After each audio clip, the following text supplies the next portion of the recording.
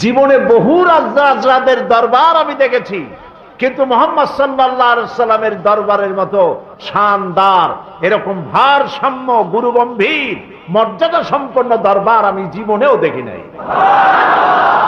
তার কোনো সিংহাসন নাই, সাধারণ মানুষের মধ্যে তিনি বসেন, নিজের জন্য আলাদা কোনো সিংহাসন নাই।